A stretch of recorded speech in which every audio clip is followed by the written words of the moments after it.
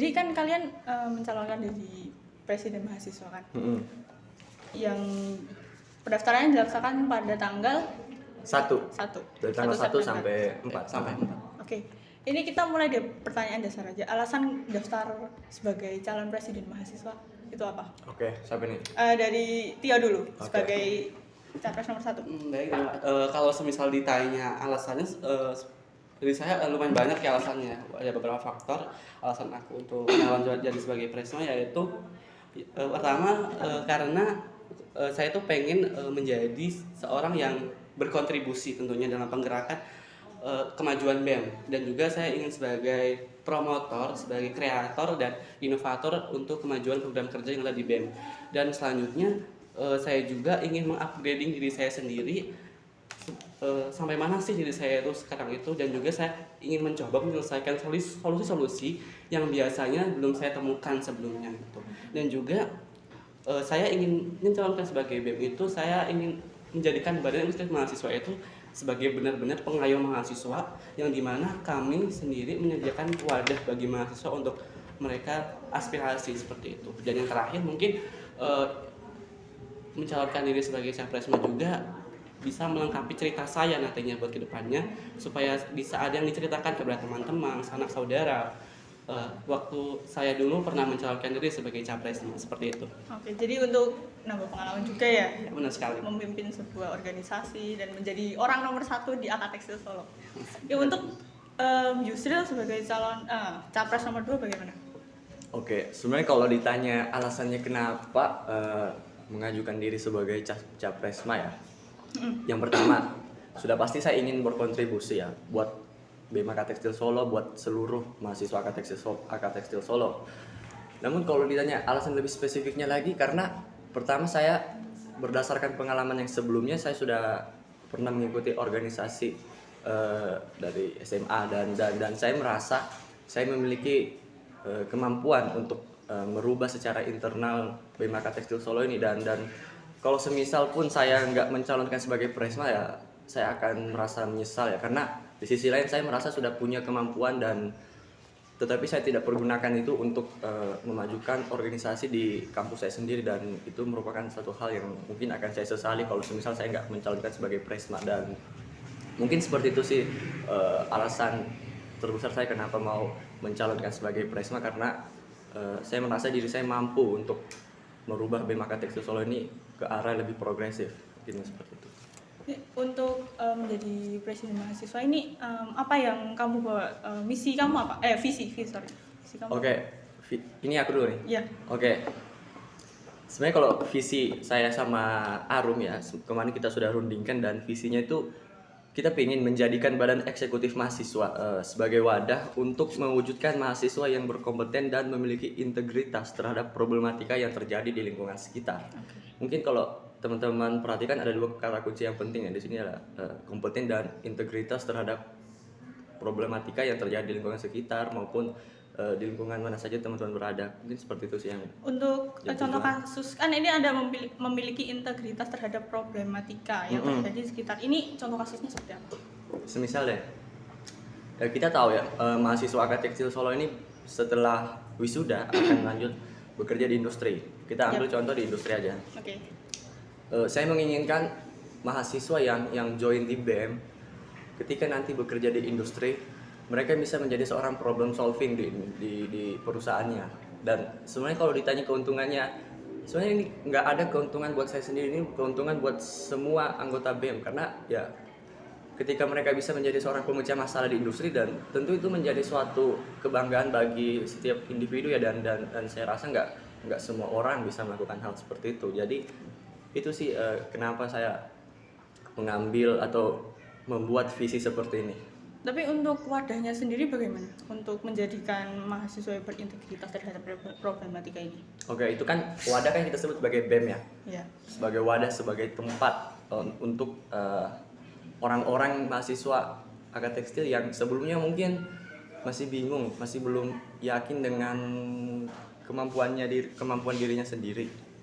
Harapannya begitu dia join di BEM, bertemu dengan saya dan kawan-kawan yang lain ya, kita bisa bantu, kita bisa kerjasama untuk mewujudkan kualitas atau kemampuan terbaik dari diri kita sendiri, seperti itu sebenarnya. Jadi ketika kita bisa melebarkan sayap untuk mengeluarkan seluruh kemampuan untuk menjadikan diri kita menjadi versi terbaik dari diri sendiri, saya rasa dimanapun kita berada, di lingkungan manapun kita bisa selalu beradaptasi dan bisa selalu mempunyai ide-ide untuk membantu orang-orang yang ada di sekitar kita. Mungkin seperti itu.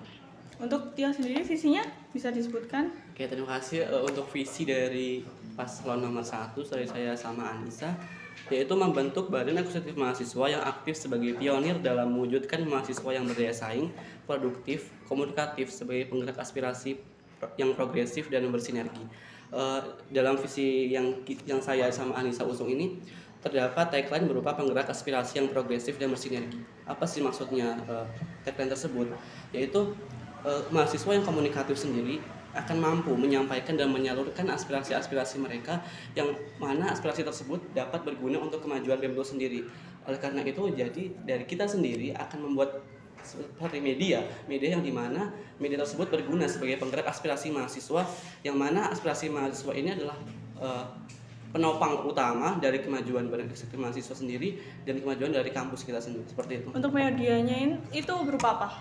Oke, untuk medianya kita punya bermacam-macam media yang akan kita usung, yaitu untuk menopang mahasiswa yang memiliki daya saing tinggi, yang produktif, komunikatif, yaitu kita dapat melakukan sebuah kegiatan-kegiatan yang berorientasi pada pengembangan diri mahasiswa seperti. Jadi ini masuk proker? Ya, proker kerja. bisa jadi kita mempunyai program pendukung kerja yang bisa mendorong visi kita terlaksana, yaitu dari kita mungkin bisa melaksanakan kegiatan yang berorientasi pada pengembangan diri mahasiswa. Mungkin nanti untuk program kerjanya akan saya jelaskan nanti, dan juga untuk sebagai penggerak aspirasi sendiri nanti dari kita akan mau tidak mau dari mahasiswa sendiri akan memaparkan apa sih yang menjadi keluh kesah mereka, apa sih isu-isu yang perlu kita bahas sama-sama biar mereka mahasiswa yang merasakan isu tersebut bisa kita realisasikan gitu. Jadi kita BEM ini sebagai yang saya sebutkan di awal tadi bisa sebagai pengayom masyarakat yang sesungguhnya, pengayom mahasiswa yang sesungguhnya di lingkungan Angkat Tekstil ini. Ya, fungsi mahasiswa yang sebenarnya. Ya, Ya, ini ada yang menarik di visinya Tio ini. Membentuk BEM yang aktif sebagai pionir. Ini dalam hal apa? Oke, jadi visi kita sendiri itu berintisari pada pengayoman kita terhadap mahasiswa.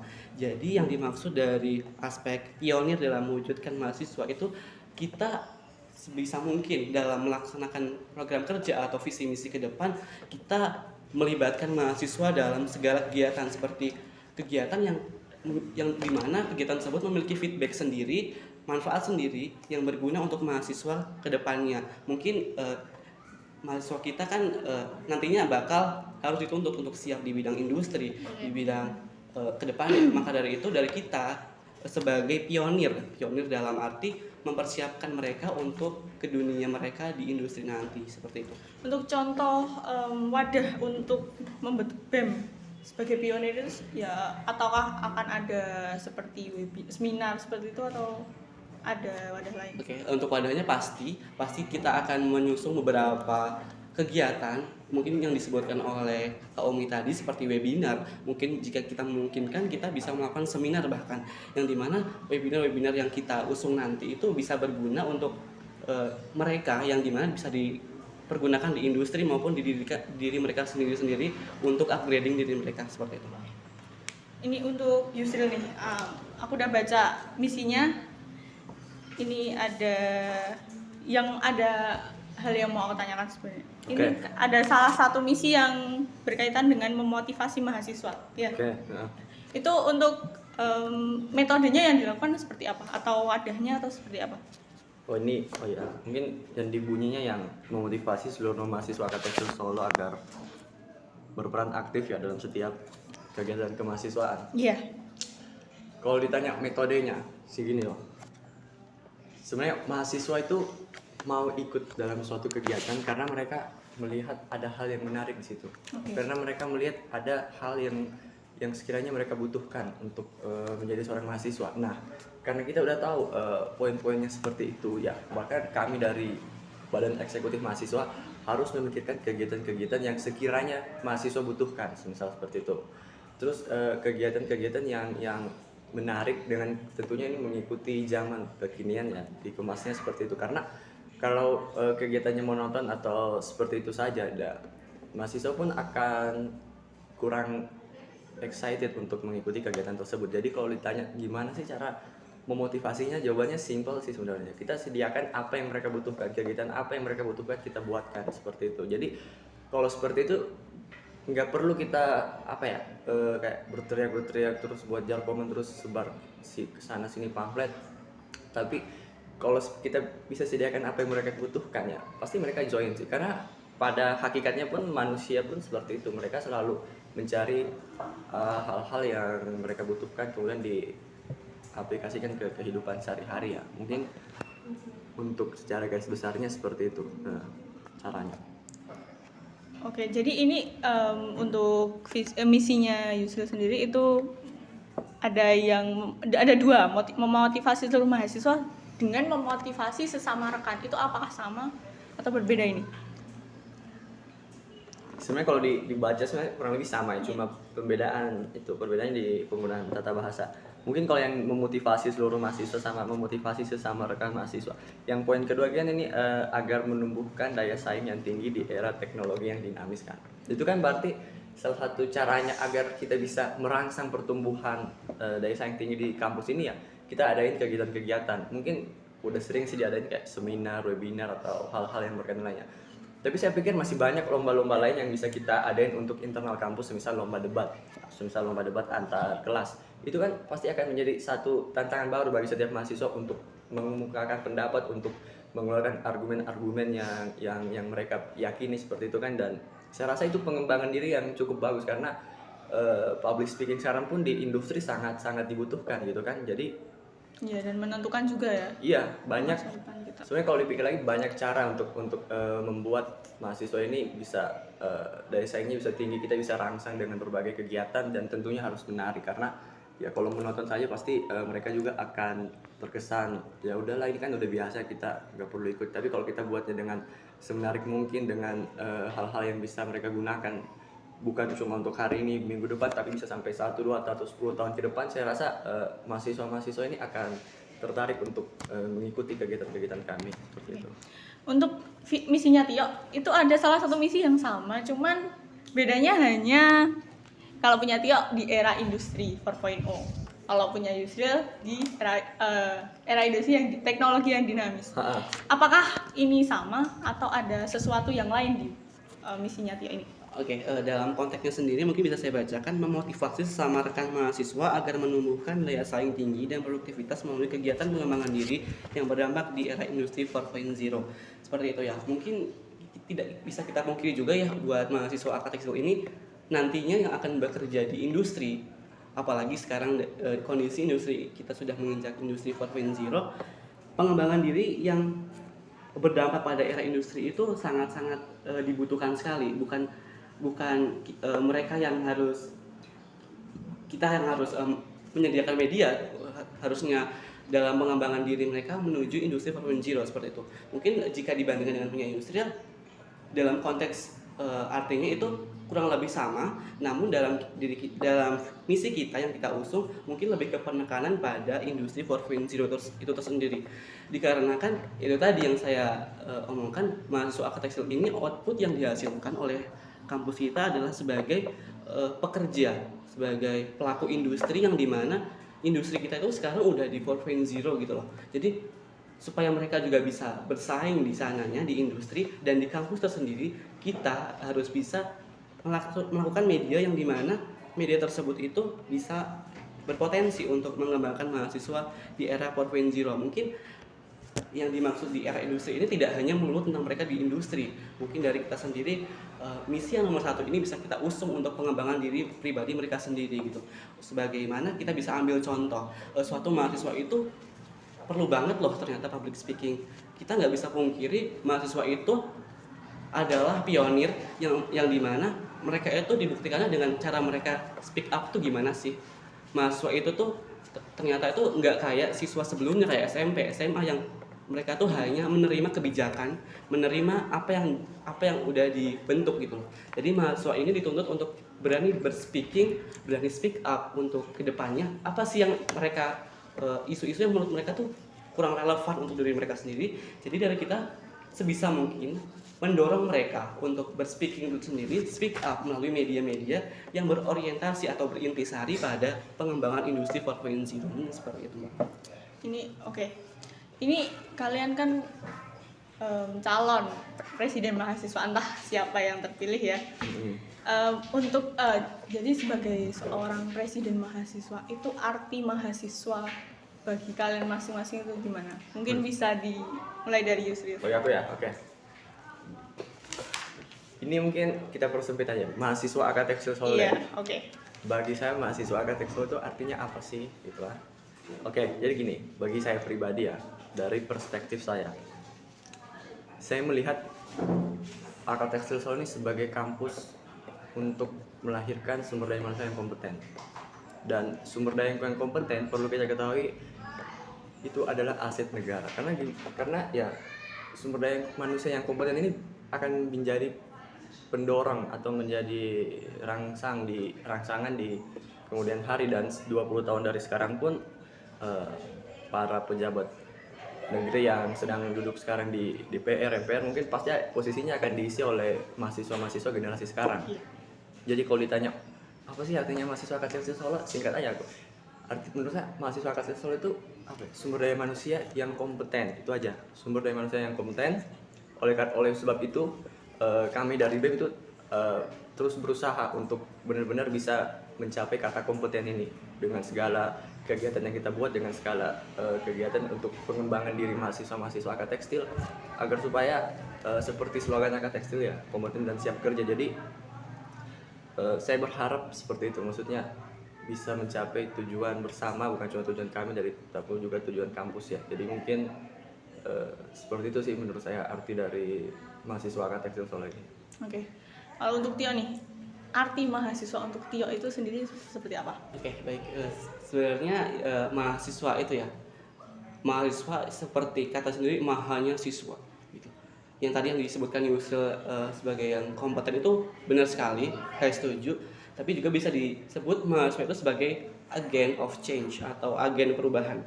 Nggak bisa kita pungkiri juga aksi seruan mahasiswa yang meriah yang banyak itu dapat merubah tatanan politik seperti itu. Tidak kita pungkiri jika mahasiswa itu memiliki kemampuan mereka untuk beraspirasi itu sendiri, mereka bisa menjadi agen of change yang dimana apa yang mereka utarakan itu dapat bertujuan untuk memajukan kampus itu sendiri gitu. Tidak pungkiri juga dalam suatu organisasi siapa sih yang melaksanakan, yang melakukan, yang ada di organisasi itu sendiri ya mahasiswa. Jadi mahasiswa itu sebagai pendorong, penopang dan pelaksana terjadi sebuah organisasi. Kalau nggak ada mahasiswanya, organisasi itu nggak bisa jalan. Dan kalau nggak ada mahasiswanya juga, apapun kegiatan yang kita laksanakan juga tidak bisa jalan. Jadi seperti yang saya sebutkan tadi, intinya mahasiswa itu sebagai agen of change yang dimana bisa merubah apapun itu menjadi sesuatu yang lebih baik seperti itu. Oke. Ini kan untuk kegiatan mahasiswa, kegiatan pengembangan mahasiswa sendiri di AK Tekstil Solo ini kan sebenarnya kalau menurut Tio itu sudah maksimal atau belum? Atau ini kan pandemi ya? Iya benar. Apakah akan ada solusinya untuk itu? Ini kan kita kegiatan pengembangan itu kita UKM ya, dan organisasi itu untuk solusi saat ini di tengah pandemi kayak ini bagaimana? Oke, memang ya kita semua udah tahu kalau pandemi ini benar-benar merubah banget tatanan kita yang sebelumnya kita bisa offline atau langsung. Karena adanya pandemi ini tuh semua kebijakan yang kita punya itu mau tidak mau harus dirubah. Karena apa? Yaitu tadi pandemi ini membawa efek yang dimana kita harus bisa istilahnya membiasakan diri untuk menemui kebiasaan baru ini. Mungkin dari pandemi ini mempunyai beberapa efek negatif dan positifnya ya. Sebelum saya membicarakan solusinya, mungkin untuk organisasi sendiri yang dikatakan Bu Rumi tadi, untuk UKM organisasi sendiri memiliki dampak positif negatifnya.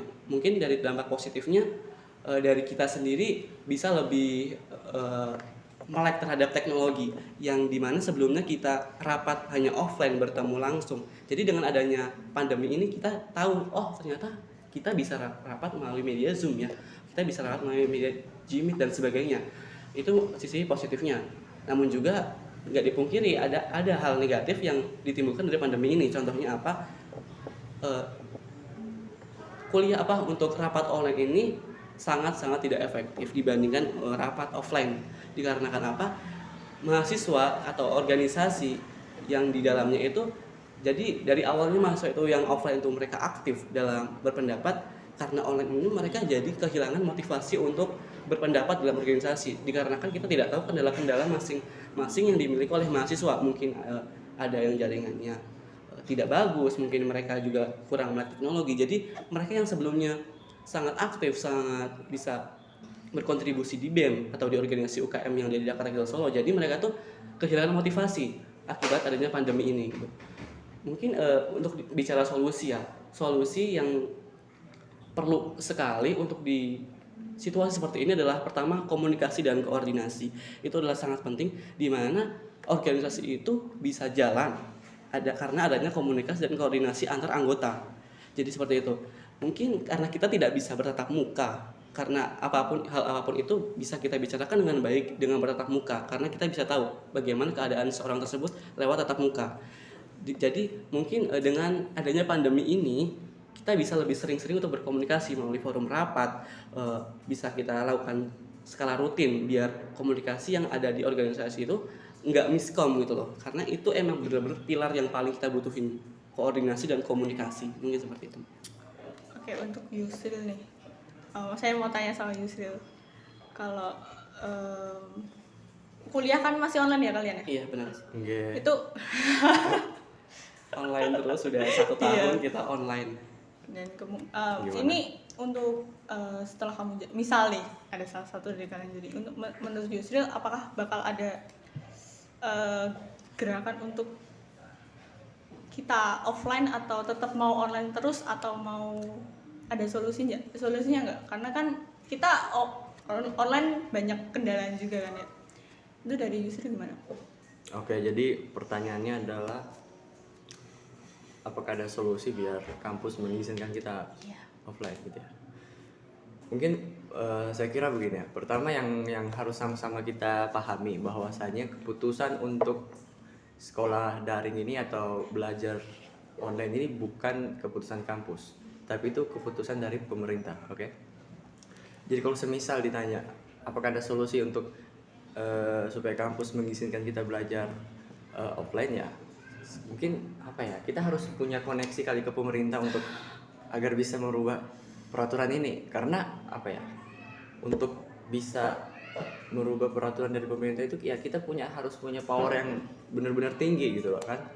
Dan kalau kita lihat dari profil kampus kita yang sekarang, ya saya rasa kita belum cukup untuk untuk melakukan hal itu. Tapi mungkin kita bisa mengajukan kepada kampus bahwasanya sekarang itu mahasiswa angkatan tekstil yang sudah vaksin udah ada setengah dari total jumlah mahasiswa, dan mahasiswa ini semua menginstal aplikasi Peduli Lindungi dan mereka selalu mematuhi protokol kesehatan. Semisal seperti itu, kemudian kita sampaikan ke birokrasi, nanti dari birokrasi bisa mempertimbangkan mungkin ya seperti itu, karena dari kemarin juga udah ada info bahwasanya sepertinya akan ada hilal offline ini gitu kan. Jadi mungkin menurut saya seperti itu, mahasiswa akademik kita harus sama-sama, yang penting sih kita harus sama-sama bersatu, saling merangkul satu sama lain agar kita bisa sama-sama masuk di kampus, belajar tatap muka dan bertemu secara langsung. Mungkin seperti itu yang dari pandangan saya ya, dari yang bisa saya sampaikan.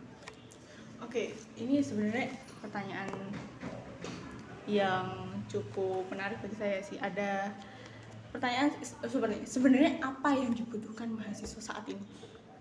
Angkatan tekstil terutama ya, karena kita. Ini aku dulu nih. Iya. Oke. Bebas juga sih ya, nggak apa-apa ya sudah.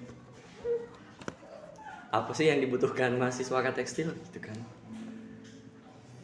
Yang pertama mungkin kita harus bisa mengembalikan jati diri dari organisasi BEM dulu. Yang apa sih jati dirinya? Kalau dari dulu ya aku menganggap BEM itu sebagai penghubung, seperti jembatan antara mahasiswa sama birokrasi, dan setahun ke belakang ini ya harus kita akui bahwasanya jati diri itu seolah-olah kayak redup gitu kan. Jadi sekarang tantangannya gimana nih caranya biar kita bisa benar-benar menerima aspirasi dari mahasiswa kemudian menyalurkannya kepada birokrasi gitu kan. Dan saya pikir mahasiswa butuhkan, yang mereka butuhkan sebenarnya bukan kegiatan yang gimana-gimana, mereka cuma butuhkan untuk didengar, itu aja. Sama seperti rakyat Indonesia, kita cuma nggak butuh gimana, kita penting kita didengar, tidak seolah-olah menutup tidak seolah menutup telinga gitu kan. Jadi yang saya kira seperti itu yang mahasiswa angkat tekstil butuhkan. Mereka mau didengar, mereka ada kritik, ada saran, ya kami dari BEM harus mendengar gitu kan. Mereka pengen kegiatan yang seperti ini untuk pengembangan mahasiswa bersama, ya wes kita buatin gitu kan. Dan saya pikir kalau kita bisa sama-sama saling terbuka, sama-sama transparan, komunikasinya tetap dijaga, saya pikir untuk mencapai hal seperti itu nggak sulit. Karena secara logika ya, mahasiswa angkat tekstil ini kan ya nggak sebanyak mahasiswa di kampus lain. Mungkin kalau sekarang sekitar 200 orang. Kalau secara logika harusnya lebih mudah dong ya.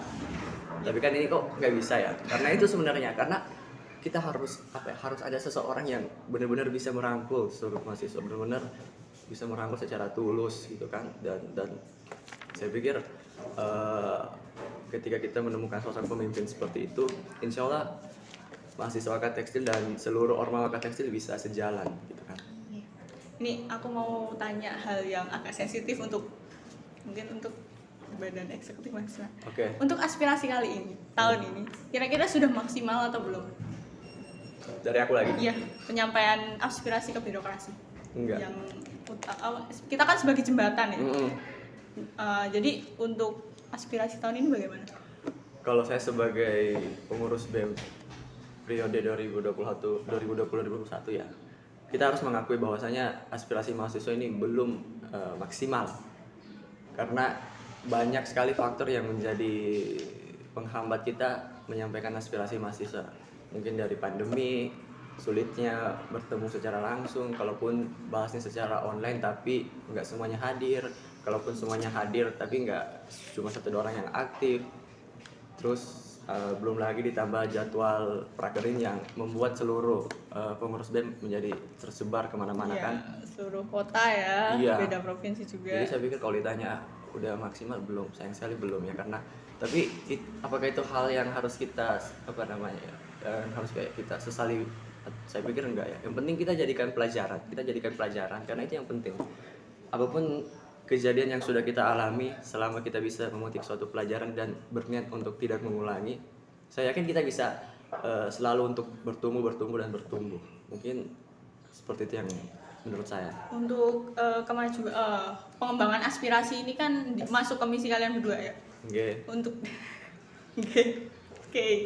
untuk dari Tia sendiri, itu apakah hal-hal yang kurang mungkin di periode ini sudah ada solusi atau hal untuk menanggulanginya? Bicara dari aspirasi sendiri ya, sebenarnya faktor paling utama dari aspirasi mahasiswa pada tahun saya 2020-2021 adalah salah satu faktor yang paling istilahnya paling mendasar, itu adalah kondisi pandemi seperti ini dan mahasiswa itu sendiri. Dikarenakan oleh apa? Kondisi pandemi seperti ini itu tadi membuat motivasi mahasiswa dalam menanggapi apa yang dikeluarkan oleh badan eksekutif mahasiswa itu menurun. Karena apa? Karena dari kita sendiri terhalang oleh jarak dan waktu oleh teman-teman semua. Kita hanya bisa rapat melalui daring seperti itu. Kita bisa rapat melalui Gmeet atau Zoom, yang bahkan di mana rapat itu tuh secara efektif bisa dilaksanakan offline. Namun karena situasi seperti ini, rapat yang seharusnya dilaksanakan offline dan seharusnya kita bahas apa sih problematika yang ada di aspirasi ini tuh, jadi tidak bisa kita bahas secara efektif seperti itu. Namun untuk solusinya dari saya sama Anissa mungkin akan mencoba menggunakan media lain yang lebih menarik antisipasi dari mahasiswa seperti itu. Mungkin dari GFOM sendiri mahasiswa mungkin akan lebih sulit untuk mengisi dikarenakan belum ada hal-hal yang mendorong mereka buat apa sih aku ngisi kayak gini. Nggak ada hal yang membuat mereka tuh terdorong seperti itu untuk mengisi seperti itu. Mungkin dari kita sendiri akan mempertahankan Gform tersebut dan juga menambah mungkin media yang dimana media tersebut itu yang sering digunakan oleh para mahasiswa, yang sering dibuka oleh mahasiswa. Jadi kan kalau kita dari mahasiswa sering buka, pasti kalau kita lihat seperti itu, oh aku ada ketertarikan nih, oh jadi BEM itu adain aspirasi misal di Instagram. Aku juga sering buka Instagram nih, jadi aku bisa ngisi di Instagram seperti itu. Mungkin dari kita akan menambahkan penambahan media mungkin ya, dari yang tadinya Gform, mungkin dari kita bisa menambahkan di sosial media, di Instagram mungkin melalui program kerja yang nanti akan saya paparkan. Seperti itu sih, Mbak. Oke. Untuk kajian sendiri kira-kira bagaimana sih? Kajian. Untuk kajian aspirasi sendiri sudah maksimal? Yang jawab. Terserah sih. Nah, siapa ya? Sweet dulu, sweet. Oke, sweet ya. Oke, untuk kajian sendiri. Jadi sebenarnya kan seperti apa ya, kayak ada tahap-tahapnya kalau kita mau sampaikan aspirasi mahasiswa ke birokrasi ya. Yang pertama kita yang pasti ya, harus ada aspirasinya dulu ya kan. Kalau nggak ada aspirasinya apa yang mau disampaikan gitu kan. Setelah aspirasinya masuk nih ya, pertama kita kaji. Tadi kan pertanyaan apakah pengkajiannya udah efektif? Jawabannya kalau menurut saya belum ya, karena terlalu lambat. Kalau menurut saya terlalu lambat karena mahasiswa itu bukan cuma mahasiswa deh, semua orang juga pasti pengen yang cepet ya. Yeah. Nah, dan juga waktu pengkajian itu mungkin kayak kurang sosialisasi ke mahasiswa tentang tahap ini sudah sampai sini. Jadi mahasiswa benar-benar nggak tahu ini pengkajiannya udah sampai mana, kok belum disampaikan apa gimana gitu kan. Jadi mungkin kalau dari saya, yang pertama benar-benar kita harus bisa bergerak cepat. Itu dulu.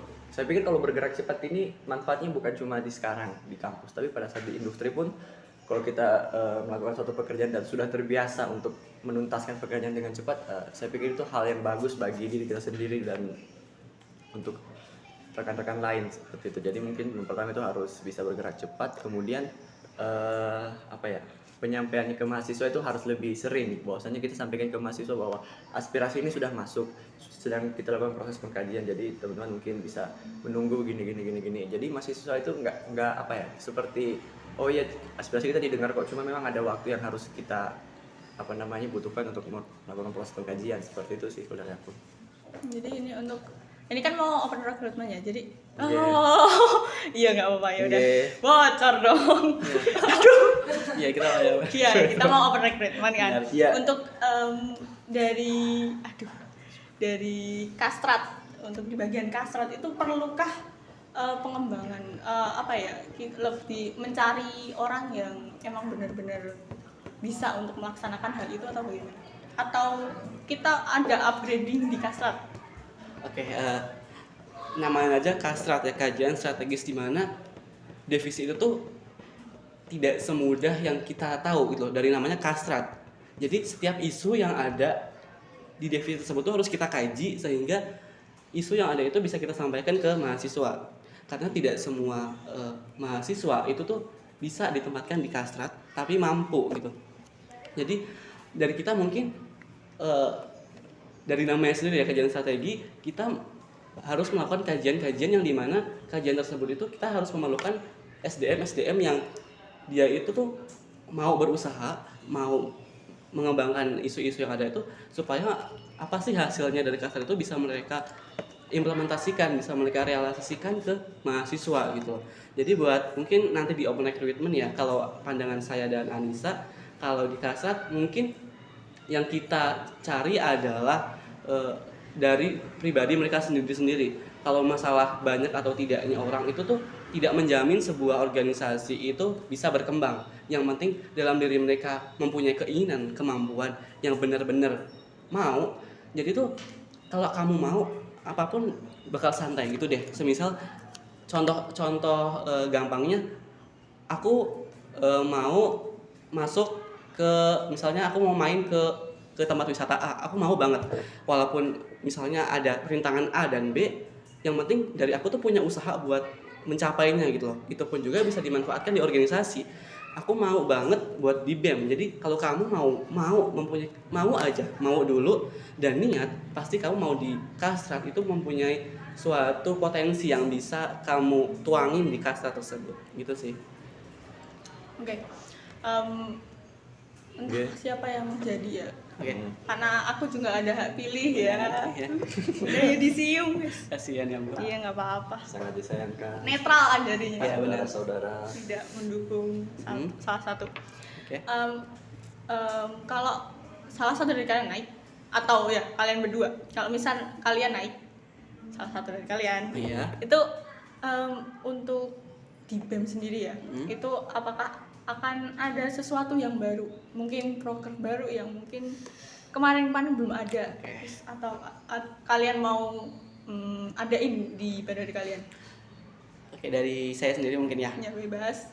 Oke, untuk apa sih yang baru gitu loh, yang di BEM buat tahun ini. Kalau misal saya dan Anissa terpilih, pastinya kita bakal merelasikan visi misi yang kita usung dengan cara kita memiliki berbagai proker baru. Jadi di sini saya nggak mau kayak punya visi misi aja, tapi apa kegiatan nyatanya gitu loh. Jadi yang dipengenin oleh mahasiswa itu adalah ya kegiatan nyatanya apa sih buat mahasiswa sendiri, feedbacknya apa, bukan hanya sekedar kata-kata yang mereka tuangkan pada saat mereka kampanye gitu kan. Jadi mungkin buat yang baru, something new-nya gitu ya dari pasangan kita paslon 1 itu, yang pertama mungkin untuk menunjang misi 1 tadi. Apa sih misi 1 tadi? Dari kita mungkin akan menunjang kegiatan mahasiswa yang itu tadi, yang berorientasi atau berintisari pada pengembangan diri mahasiswa. Bisa kita melakukan melalui berbagai media. Kita bisa melakukan upgrading. Jadi upgrading tersebut tuh yang berfokus pada industri mereka dan juga kehidupan mereka pribadi. Seperti mungkin kita bisa ngadain webinar atau seminar tentang gimana sih cara pembuatan yang sederhana deh, CV yang menarik gitu. Terus gimana sih cara wawancara yang baik dan benar pada saat kerja nanti, karena kan hal itu tuh ya emang yang benar-benar bakal kita lakuin gitu kan. Yang benar bakal kita lakuin pada saat kita bekerja nanti. Hal-hal sesederhana itu yang mana yang dapat meningkatkan pengembangan diri mahasiswa gitu. Dan untuk diri mereka sendiri juga mungkin dari kita pada saat kondisi sekarang yang pandemi, mahasiswa kuliah banyak tugas, yang kuliah dari pagi sampai sore, pasti kondisi mental mereka tidak baik, dalam kondisi tidak baik gitu. Juga bisa dilihat dari pengalaman ya, ini pengalaman pribadi saya juga.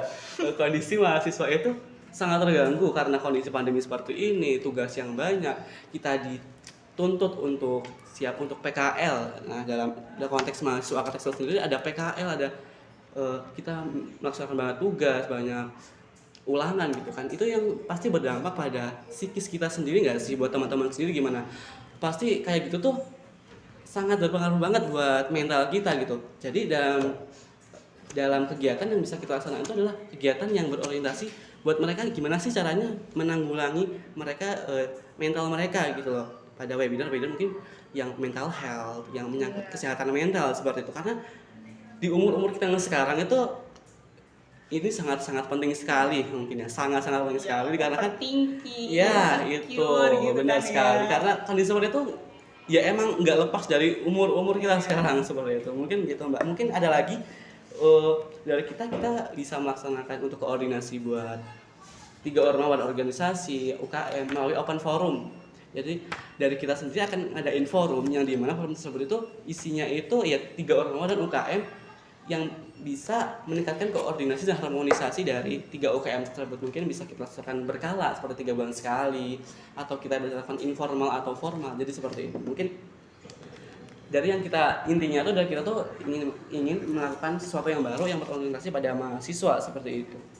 Dan juga mungkin yang berhubungan dengan aspirasi kan.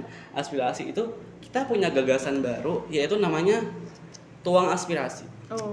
Tuang aspirasi itu jadi kita memiliki media atau sarana yang dimana mahasiswa itu boleh deh ngasih apapun yang mereka unek-unek mereka di tuang aspirasi tersebut, supaya nanti masalah-masalah apa aja yang paling urgent bakal kita bahas, kita kaji, kita salurkan dan kita tindak lanjuti seperti itu. Mungkin bisa kita laksanakan akhir bulan dan kita bahas untuk tindak lanjut. Mungkin seperti itu sih Mbak. Jadi untuk orientasi pada mahasiswa sendiri. Ya untuk podcast mahasiswa buka suara sendiri bakal dipakai nggak? Untuk proker-proker yang sudah terlaksana yang menurut kita itu berguna, pastinya nggak akan kita hilangkan begitu aja dong, karena podcast mahasiswa ini juga buat teman-teman sendiri berguna banget kan. Teman-teman kan dari media ini tuh mereka tuh bisa kayak gimana ya, mereka tuh tahu gitu, oh BEM itu ternyata gini sih, oh ternyata ada Pemira gitu loh. Jadi dari podcast ini tuh mereka mendapat informasi melalui media informal, jadi nggak kayak cuman sekedar pamflet gitu. Dari podcast ini tuh kita bisa tahu, oh ternyata BEM itu dalamnya gini ya, oh ternyata bakal ada ini ya gitu. Jadi yang pastinya yang menurut kita bagus untuk BEM kedepannya itu bakal kita pertahankan dan kita kembangkan lagi gitu sih Mbak. Jadi kan sebenarnya podcast ini kan untuk sebenarnya aspirasi juga sih Ya, bisa atau Kak. Cuman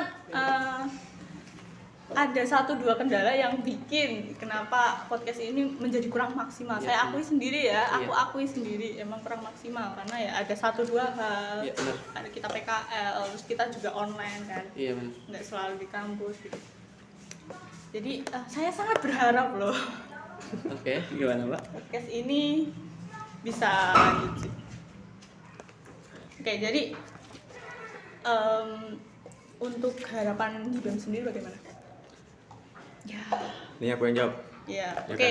Ini beda pertanyaannya nanti, ya udah nggak apa-apa. Oke, kalau ditanya apa sih harapannya buat BEM kedepannya ya? Sesuai dengan slogan saya sama Arum, yang pertama aktif, terus progresif sama kolaboratif. Mungkin pasti mahasiswa bertanya-tanya, apa sih maksud dari aktif, progresif sama kolaboratif ini? Jadi gini, yang pertama itu kalau kita ingin benar-benar bisa kompeten, basisnya khususnya bagi pengurus BEM ya, kita harus bisa secara penuh aktif dalam setiap tugas-tugas yang sudah kita tetapkan bersama. Kita harus aktif untuk menuntaskan segala tanggung jawab yang sudah dipercayai kepada semua rekan-rekan Badan Eksekutif Mahasiswa Angkatan Tekstil Solo. Jadi kalau semisal kita udah sampai titik aktif nih semua, bisa berkontribusi secara penuh, bisa aktif secara penuh, nanti kita bisa terarah ke arah yang lebih baik atau yang bisa disebut sebagai progresif. Oke. Ketika kita sudah mencapai titik progresif, artinya kita sudah bisa mengembangkan sayap-sayap kita untuk menjadi lebih baik dari tahun sebelumnya. Ya. Oke, lanjut. Terus kita bisa kita bisa melakukan seperti kolaboratif. Kolaboratif itu seperti apa sih sebenarnya? Ya tentunya untuk perbaikan atau untuk lebih memaksimalkan segala usaha-usaha yang kita udah lakukan sebelumnya ya. Jadi kalau misalnya kita aktif nih, kita bisa mencapai suatu titik progresif, dan ketika kita sudah progresif, ketika kita sudah berorientasi ke arah yang lebih baik, kita bisa lebih kolaboratif, misal sama UKM sama Angkatan Tekstil Solo aja dulu gitu kan. Karena saya pikir dengan kegiatan-kegiatan seperti itu salah satu manfaatnya ya yang pasti menjaga kerukunan antar Ormawa sama UKM Angkatan Tekstil. Terus menjalin rasa kekeluargaan antar setiap mahasiswa Angkatan Tekstil Solo, sehingga tidak ada yang merasa di apa ya, kayak tidak dianggap atau tidak dihargai. Jadi kita sama-sama merangkul seluruh mahasiswa Angkatan Tekstil Solo untuk menuju ke arah yang lebih baik tentunya. Okay. Untuk Tio, beda ya, ini kan untuk harapan untuk BEM. Kalau Tio untuk harapan untuk mahasiswa sendiri seperti apa? Oke, tadi Yusril ngomong slogan ya, mungkin dari saya juga bisa ngomong slogan. Jadi slogan kita adalah seinjak dan sejejak. Oh wow. Jadi apa sih artinya seinjak dan sejejak itu? Jadi seinjak dan sejejak itu tuh memiliki makna adanya kesamaan visi, irama dan langkah dalam menggapai tujuan organisasi gitu. Jadi dalam sebuah organisasi dan kita mencapai visi dan tujuan itu, kita nggak bisa organisasi sendiri untuk maju gitu loh. Kita juga membutuhkan mahasiswa sendiri, yang dimana kontribusi dari mahasiswa sendiri itu sangat kita butuhkan sekali, apalagi untuk menunjang kegiatan-kegiatan atau aspirasi yang kita miliki gitu loh. Semua elemen organisasi yang bergerak dengan kompak, beriringan dan berdampingan itu akan mencapai tujuan sesungguhnya dari organisasi, yaitu sebagai pengayom mahasiswa itu sendiri. Jadi harapan untuk mahasiswa adalah nantinya bisa output yang kita mau dari visi kita adalah sebagai mahasiswa yang komunikatif dan berdaya saing. Jadi bisa menjadi mahasiswa yang bisa berkomunikasi lagi, menuangkan aspirasi mereka melalui kegiatan-kegiatan yang dimana dapat menunjang pengembangan diri mereka sendiri. Mungkin singkatnya kayak gitu sih Mbak. Oke. Sebenarnya untuk menurut Tio, BEM yang butuh mahasiswa atau mahasiswa yang butuh BEM? Oke, dalam konteks itu adalah BEM butuh mahasiswa atau mahasiswa yang butuh BEM. Dalam konteks tersebut menurut saya pribadi, BEM adalah wadah yang dimana wadah tersebut tuh menunjang upgrading diri kita sendiri ke depannya. Jadi secara singkat, bukannya BEM yang butuh kita, tapi kitalah yang butuh BEM. Itu kenapa? Mahasiswa yang butuh BEM. Ya benar sekali, karena apa? Tidak bisa pungkiri juga BEM adalah sebuah pacuan diri untuk kita sendiri dalam upgrading. Jadi jika mahasiswa tidak ada BEM, mahasiswa tidak memerlukan BEM, apa yang menjadi tolak ukur dari mahasiswa sendiri sebagai penggerak aspirasi itu tidak bakal tercapai gitu. Dan juga jika BEM tidak ada mahasiswa, BEM tersebut tidak akan terlaksana sebuah tujuan atau visi misinya. Jadi dalam konteks ini tuh mahasiswa butuh BEM dan juga BEM itu sebagai wadah ya, sebagai wadah untuk perkembangan diri mereka sendiri. Okay. Jadi intinya yang butuh adalah mahasiswa butuh BEM. Ini kayaknya beda ya? Iya, beda. Oke, untuk Yusil seperti apa? BEM yang butuh mahasiswa atau mahasiswa yang butuh BEM? Oke, kalau menurut saya pribadi ya, BEM yang butuh mahasiswa atau mahasiswa yang butuh BEM, kalau menurut saya kita nggak bisa menyebutkan BEM butuh mahasiswa atau mahasiswa butuh BEM, karena sebenarnya kedua ini saling membutuhkan. BEM tanpa mahasiswa juga nggak bisa jalan, dan untuk melakukan yang nggak bisa jalan itu dalam konteks apa? Ya kalau semisal kita adain BEM, namanya aja Badan Eksekutif Mahasiswa, tapi kalau mahasiswanya nggak ada, ya tentu aja itu udah salah satu kayak udah kehilangan jati diri sebagai sebuah organisasi Badan Eksekutif Mahasiswa. Terus kalau semisal mahasiswa juga tapi nggak ada BEM-nya, ya mungkin menurut saya mahasiswa akan sulit untuk menyalurkan aspirasinya kepada birokrasi kampus. Jadi kalau ditanya seperti itu, mungkin jawaban saya tidak ada yang saling membutuhkan, tapi kedua-duanya harus saling sejalan seperti itu. Karena BEM ini tempatnya para mahasiswa untuk mengeksplorasi diri, untuk mengembangkan kemampuan dirinya, untuk mengembangkan kemampuan untuk berani mengungkapkan pendapat, berani mengutarakan argumen-argumen yang justru itu menjadi kebutuhan semua mahasiswa. Jadi saya pikir seperti itu. Jadi nggak ada yang dibilang oh BEM butuh mahasiswa atau enggak, oh kayaknya mahasiswa yang butuh BEM deh, kan enggak. Karena kalau kita beranggapan sebagai mahasiswa yang butuh BEM, ya kita harus kembali ke BEM-nya sendiri. Emang BEM udah ngelakuin apa untuk mahasiswa, seperti itu kan. Jadi mungkin seperti itu jawaban saya. Tapi tanpa BEM pun mahasiswa masih bisa kuliah. Iya benar. Tanpa BEM pun mahasiswa masih bisa kuliah, tapi mahasiswa tidak bisa menyampaikan aspirasinya ke kampus. Mungkin bisa secara perorangan atau membentuk suatu kelompok kemudian menyampaikan ke birokrasi. Mungkin bisa. Tapi kan bukan cuma soal perihal aspirasi, masih banyak faktor-faktor lain yang mengapa BEM ini harus ada di setiap kampus. Pertama, untuk kalau kita ke suatu universitas pasti kan ditanyain BEM-nya apa nih, BEM-nya gimana gitu kan. Jadi BEM itu seperti kayak wajah dari sebuah organisasi itu sendiri. Makanya saya bilang BEM itu sangat penting di setiap kampus, karena selain aspirasi banyak sekali kompetensi diri yang bisa kita latih di organisasi itu. Dan tentunya kompetensi itu nggak diajarkan di dalam kelas. Kalau misalnya ditanya kompetensi apa, ya seperti tadi, speak up, public speaking.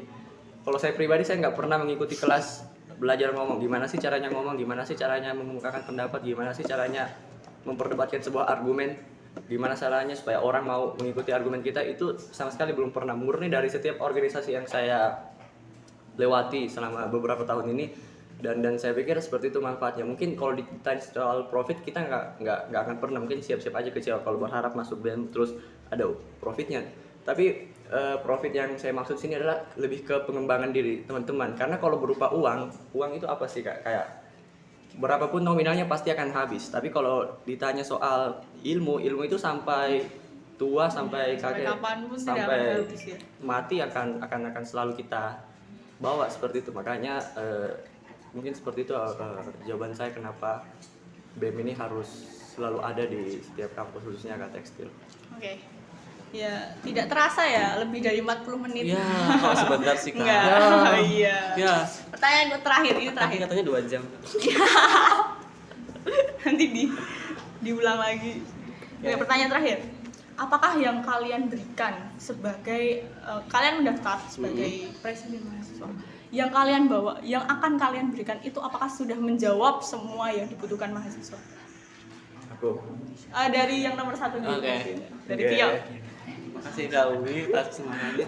Mungkin kalau ditanya apakah yang sudah kita bawa itu sudah kita berikan kepada mahasiswa sendiri, dalam konteks apa dulu? Untuk dalam konteks misal visi misi yang mungkin kita usung, karena kita berorientasi pada mahasiswa, itu tuh pasti ya dari kita berorientasi pada mahasiswa itu adalah apa yang dibutuhkan oleh mahasiswa sendiri itu. Jadi kita tidak ada kata apakah itu sudah menjawab mahasiswa, karena emang itu yang kita mau menjawab mahasiswa, kita mau melakukan apa sih yang sebenarnya dibutuhkan oleh mahasiswa itu sendiri, melalui apa ya, itu tadi melalui penggerakkan aspirasi dari kita sendiri, memiliki visi yang berorientasi pada pengembangan diri mahasiswa. Jadi kalau dijawab apakah itu sudah menjawab mahasiswa, bukan konteksnya bukan menjawab mahasiswa, tapi itulah yang dibutuhkan oleh mahasiswa. Jadi gitu sih. Terima kasih. Oke, untuk Yusril sebagai capres nomor 2. Tadi pertanyaannya apa ya, Mbak? Aku seketika langsung blank gitu, lupa gitu. Apakah yang kamu berikan sebagai ya waktu mendaftar BEM kalian bawa visi misi, apakah yang kalian bawa itu sudah menjawab semua hal yang dibutuhkan mahasiswa? Oke, kalau ditanya apakah semua misi yang kita usung sudah menjawab semua yang dibutuhkan mahasiswa? Semua yang dibutuhkan mahasiswa. Mungkin kalau di jawaban pribadi saya enggak, karena kalau ditanya semua kebutuhannya itu menurut saya nggak akan pernah cukup, karena kita nggak bisa menebak apa dari kebutuhan masing-masing orang ya. Okay. Tapi yang mungkin bisa saya sampaikan adalah di sini tuh penyaluran aspirasi mahasiswa dan saya pikir semua mahasiswa itu pasti butuh. Mereka ingin didengar, kemudian apa yang mereka apa yang mereka inginkan berharap bisa disampaikan ke birokrasi. Itu aja sebenarnya. Jadi poin penting di sini adalah kita harus mungkin buat seluruh rekan-rekan BEM kedepannya harus lebih terbuka, harus bisa mendengar semua keluh kesah dari mahasiswa seperti itu. Oke. Untuk hal prioritas di mahasiswa itu apakah ini kan tadi aku tanya tentang semua hal yang dibutuhkan. Untuk prioritasnya mahasiswa bagaimana? Oke. Kalau ya prioritas ya. Iya, prioritas. Sebenarnya 2 sih. Ada 2 yang menurut saya pribadi. Iya. Pertama itu pengembangan kegiatan pengembangan diri bagi setiap mahasiswa. Terus kedua penyaluran aspirasi mahasiswa. 2 poin penting itu yang saya pikir menjadi prioritas kami di Badan Eksekutif Mahasiswa ini yang saya rasa harus dan memang harus kita lakukan, karena kalau berkaca dari periode sebelumnya ya mungkin poin pertama seperti kegiatan pengembangan diri mahasiswa itu mungkin udah ada beberapa yang berjalan. Oke. Tapi kalau soal penyaluran aspirasi ya seperti tadi masih kurang maksimal, jadi mungkin di kedepannya kedua poin ini akan menjadi prioritas kami dari teman-teman BEM untuk melaksanakan. Karena udah ya mungkin itu aja sih ya. Iya. Gitu Tadi kan. katanya mau 12 jam. Ya mukanya merah semua soalnya. Kita grogi di depan Mbak Umi. Iya, Waduh. deh. Aduh. Jadi ini masih kampanye berarti ya? Iya masih. Oke. Nah, kalian boleh minta dukungan di sini. Ini aku kasih wadah buat kampanye juga Oh, loh. gitu. Ya, mungkin buat Tio Minta dulu lah. dukungan sama alasan kenapa harus memilih. Kita nggak boleh golput kan? Oh, golput bukan solusi. Iya, kita nggak boleh golput. Apa deh lo golput? Golput bukan solusi. Jadi makanya Tio dulu deh, kan Tio paslon 1. Oke. Oh iya, oke. Oke, karena urutan nomor 1 jadi nomor 1 ya. Di sini saya nggak mau ngomong panjang lebar, kali tinggi. Oh iya, disebutin ya wakilnya ya, kasihan nggak disebutin. Oh iya dari dong. tadi. Oh iya, astaga lupa. Sorry ya. Iya. Jadi di sini saya paslon 1 Tio Septiana Nugroho bersama rekan saya Anissa Zahrani Sofwan maju sebagai capresma dengan paslon nomor 1. Jadi di sini saya nggak bakal ngomong panjang lebar kali tinggi. Luas.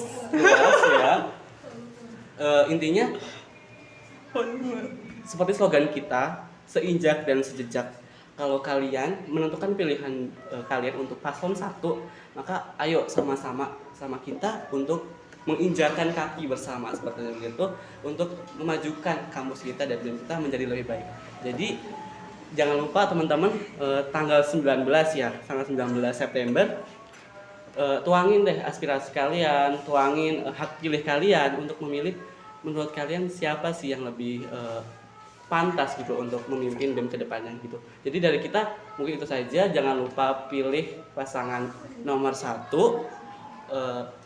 Tio dan Anissa.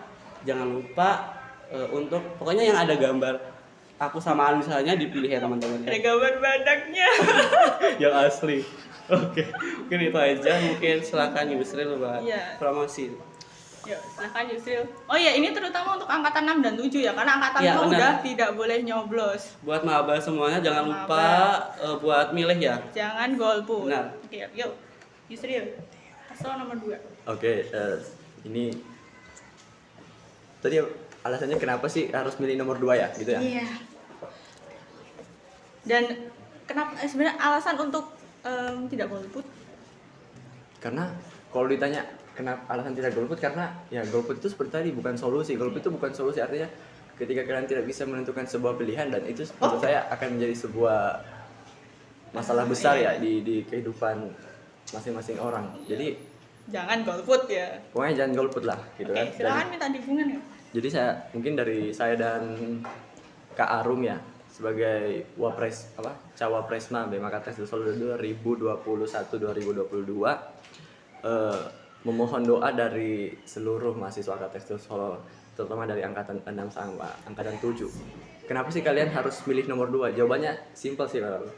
Karena pada saat kalian milih nomor 2, memilih kami akan hadir ketika kalian sedang mengalami kesusahan, ketika kalian sedang punya segudang cerita untuk disampaikan ke birokrasi. Kami akan hadir dan kami akan setia untuk mengawal teman-teman mahasiswa Angkatan Solo untuk menuju perubahan kampus yang lebih baik lagi dari sebelumnya, untuk mencapai titik kompeten, dan tentunya pasti kita akan membantu, kita akan bekerja sama untuk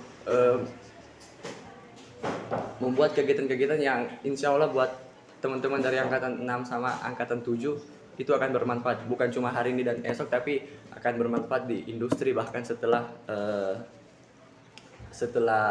kerja, mungkin pas nikah dan sampai tua, insya Allah ilmu-ilmunya akan teman-teman selalu pergunakan dan bermanfaat. Oke, luar biasa sekali dari paslon 1 dan 2 ya.